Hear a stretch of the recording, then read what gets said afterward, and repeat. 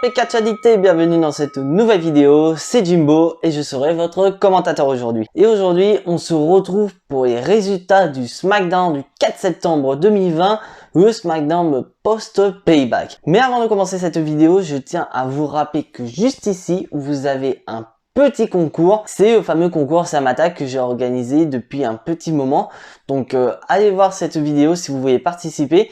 Et n'oubliez pas que le tirage au sort aura lieu le jeudi 10 septembre. Mais sur ce, que le show commence. Et bien le show commence avec notre nouveau champion universel accompagné de son avocat Paul Heyman, le gros chien Roman Reigns. Et là ils nous font une Brock Lesnar style quoi. En gros Roman Reigns qui est au centre du ring, qui ne parle absolument pas, et c'est Polo qui parle à sa place.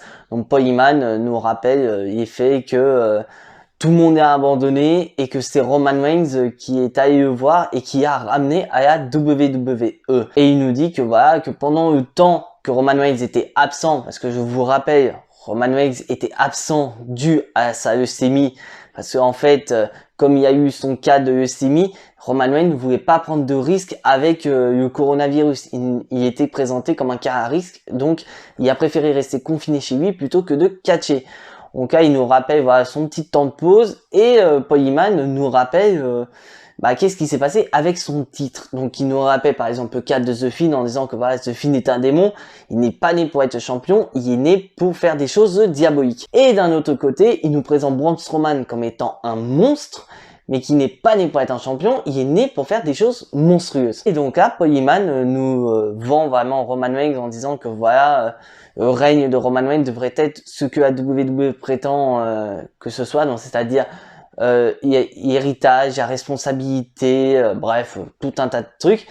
Et il nous dit que voilà, à War, on a eu un triple menace pour déterminer le challenger officiel de Drew McIntyre, et qu'à SmackDown, on aura un Fatal 4-Way pour désigner le challenger de Roman Reigns.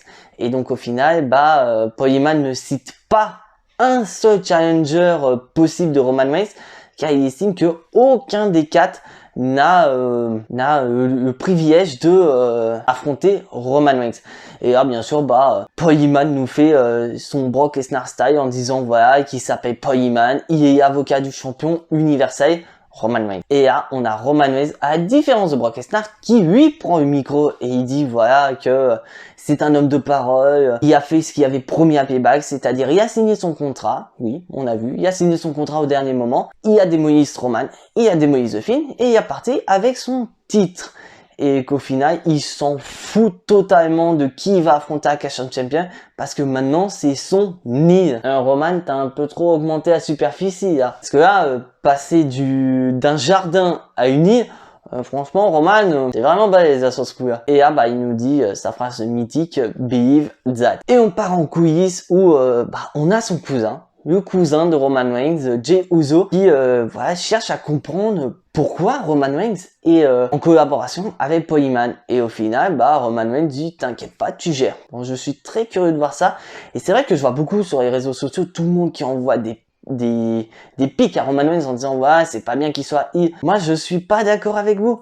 Parce que pour moi, voilà, il faut que Roman Reigns soit heel, ça sort de son personnage. On a tellement été sur exposition d'un Roman Reigns babyface que le fait de le voir en heel, voilà, c'est du renouveau, voilà, ça change.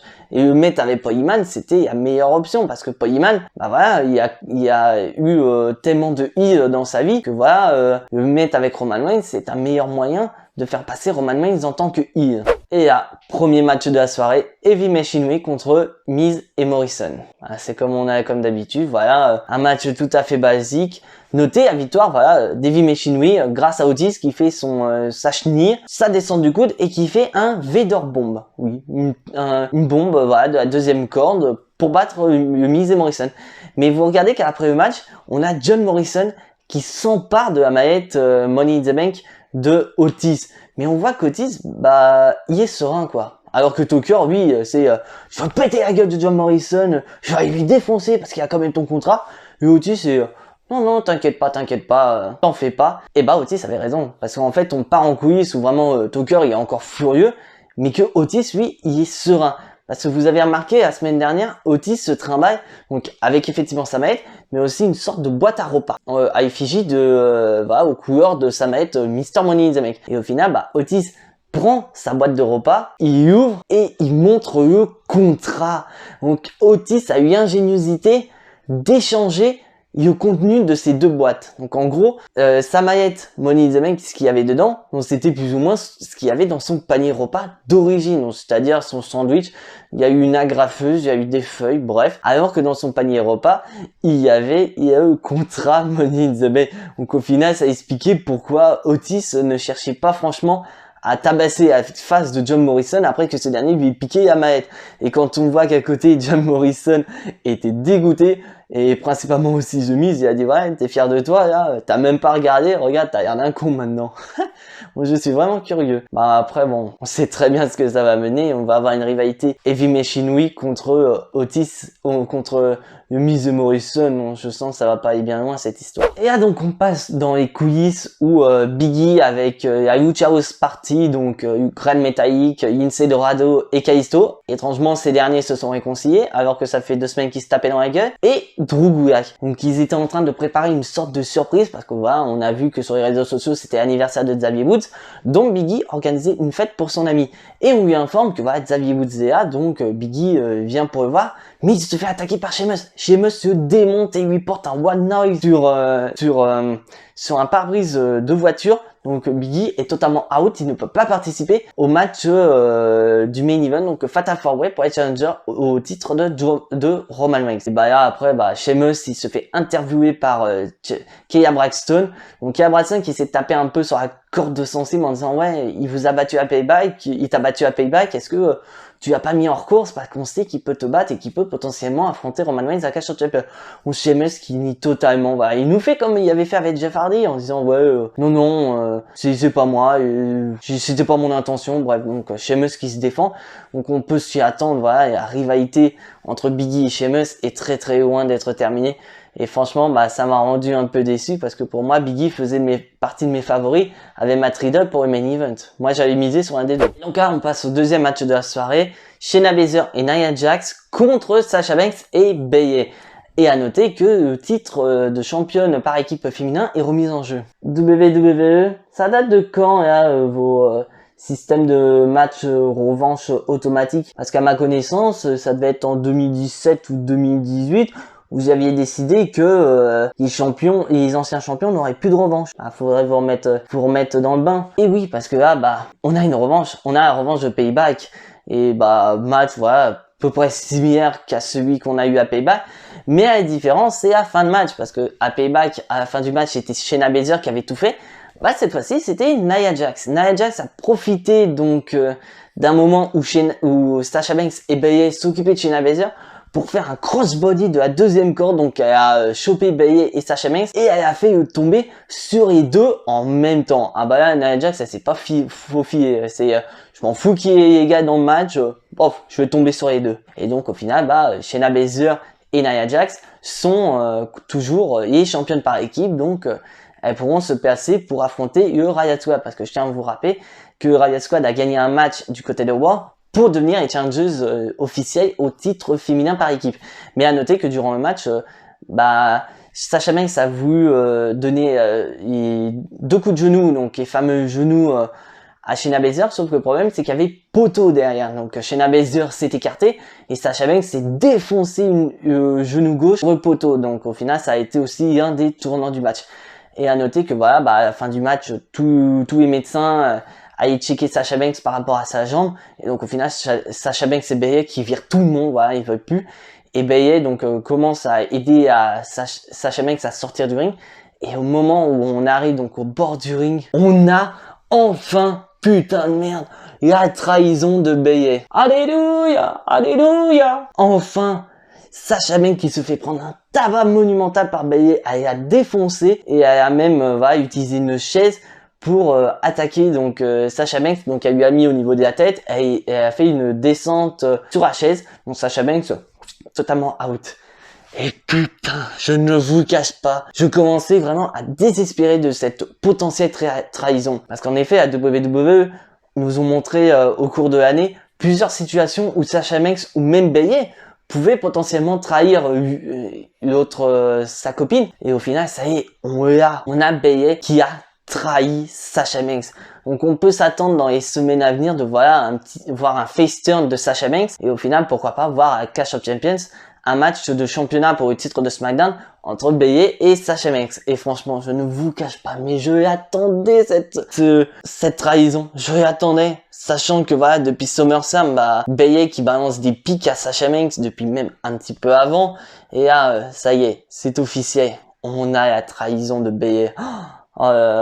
Qu'est-ce que c'est bon. Bon, on passe aux trahisons. Maintenant, on passe au pseudo champion. On a Sami Zayn qui arrive dans le ring, mais il est pas content parce que on l'a annoncé comme normalement, voilà, quelqu'un qui n'est pas champion.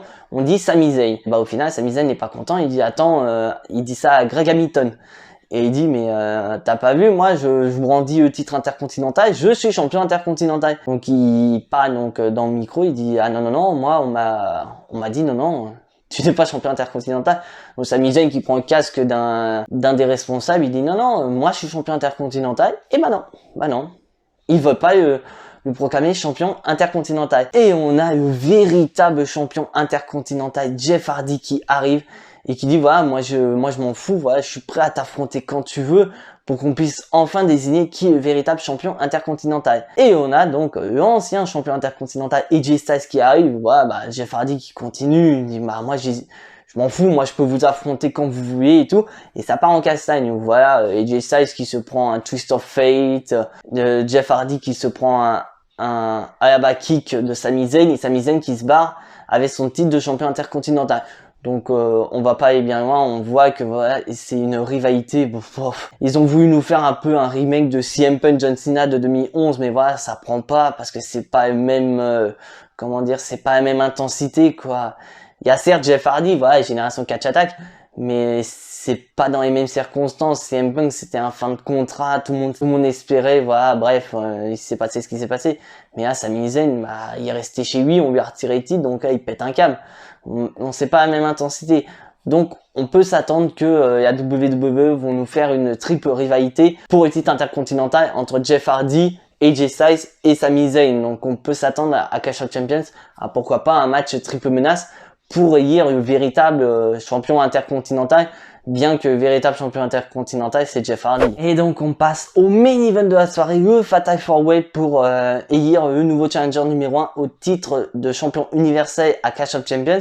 Donc je tiens à préciser, voilà, ça a été annoncé Fatal 4-Way, mais beaucoup dont Sheamus attendaient du fait que Big E soit out, on passe à un triple menace. Et non, le Fatal 4-Way est maintenu, et celui qui remplace Big E n'est nul autre que Jey Uso. Et on a vu qu'en coulisses, Jey Uso a remercié Roman Reigns parce que apparemment ce serait Roman Reigns qui a intégré son cousin dans le Fatal 4-Way. Et déjà dès le début ça commence, on a King Corbin qui fait son entrée, Matt Riddle qui attaque. Bon voilà, c'était un bon match Fatal 4-Way, mais tu vois vraiment d'un côté tu as Jey Uso et Matt Riddle et Babyface, et Sheamus et King Corbin qui sont les heels de service. Mais j'ai bien aimé quand même une séquence où on voit que King Corbin et Jey Uso sont à l'extérieur, et Corbin qui balance Jey Uso au-dessus, donc derrière les écrans du Thunderdome. Disons Corbin, t'aimes bien les interactions, à Money in the Bank, t'as failli tuer Rey Mysterio et Alistair Black, et là tu tentes de tuer Jey Uso. Eh putain, t'as un sacré liste de meurtres à ton actif. Et bien sûr, le tournant du match où voilà, Matt Riddle qui commence à se déchaîner, il y a Sheamus aussi, King Corbin, voilà, tout le monde tente de passer son finisher, ou King Corbin qui tente de passer son End of Day, ça ne passe pas, il se prend un Brogue Kick, Sheamus qui se prend le Bro to Sip, Corbin qui se prend donc la prise de finition de Matt Riddle de la troisième corde, dont je sais plus quel nom ça, et Jey Uso qui revient de nulle part, qui porte son frog splash sur Matt Riddle pour la victoire. Et donc au final c'est officiel, on aura Jey Uso contre Roman Reigns à Clash of Champions. Donc c'est une carte tout à fait inédite parce que c'est bien la première fois que j'y vois s'affronter en solo. D'un côté, je suis assez content pour Jey Uso parce que voilà, ça prouve d'un côté que voilà, ils ont beau être séparés les Uso parce que je rappelle que Jimmy est blessé. Donc au final, bah, beaucoup de gens avaient peur qu'au final du fait que l'un des Uso était blessé, bah, le deuxième il soit foutu en pan. Et bah non, la WWE a décidé donc de mettre Jey Uso en avant. Voilà, ils nous font la même chose qu'avec Biggie. Xavier Woods et Kofi sont KO, Biggie est quand même présent, il y a quand même un push. Et bah là, Jey Uso a quand même un énorme push parce que pour la première fois de sa carrière, il est challenger au titre mondial. Et c'est vrai que beaucoup de gens se demandent comment ça va finir, mais moi personnellement, je suis très curieux de voir ça. Et je trouve qu'à WWE prennent énormément de risques en nous proposant des affiches qui sont tout à fait inédites. Donc moi, je suis curieux de voir ça, mais je pense que personnellement, le thème principal de la rivalité entre Roman Reigns et Jey Uso, ça va être la famille. Parce que voilà, on sait très bien que Jey Uso et Roman Reigns, la famille c'est sacré. On a eu des moments de rivalité où Roman Reigns a fait appel à ses cousins. On a eu par exemple le cas avec AJ Styles en 2016. On a eu récemment en début d'année avec King Corbin. Donc je pense qu'il va peut-être nous sortir des trucs en disant voilà que par exemple Roman Reigns a délaissé sa famille pour se tourner du côté de Paul Heyman et que Jey Uso n'a potentiellement pas aimé, et ce qui entraîne donc cette rivalité. Je sais pas du tout, je suis curieux, mais je trouve que c'est super de faire ça parce qu'au final, on se pose tellement de questions que voilà, bah c'est ce qui fait fonctionner Internet, et là, WWE, bah il fonctionne très bien et il mise quand même sur le futur parce que voilà, je suis désolé, il préserve quand même Matt Riddle, il préserve quand même Biggie. Donc je suis assez curieux de voir ça. Bon après, je vais pas aller par quatre chemins. On sait tous que Roman Reigns va battre Jey Uso, mais l'idée de faire sortir le thème de la famille, c'est vrai que ça peut être très original, et franchement je lâche un énorme pouce à la WWE pour ça, qui nous propose quelque chose de nouveau, bien que des fans n'aiment pas trop cette rivalité, mais moi je suis très curieux de voir ça. Donc voilà, cette vidéo touche à sa fin. Si vous n'êtes pas abonné à la chaîne, abonnez-vous, activez la petite cloche pour être notifié des prochaines vidéos et lâchez le petit pouce bleu qui fait plaisir à la chaîne. Et donc, en attendant la prochaine vidéo, soyez tous fiers d'être fans de Kat. Et à suite au prochain épisode. C'était Jimbo, je vous fais des bisous. À la prochaine.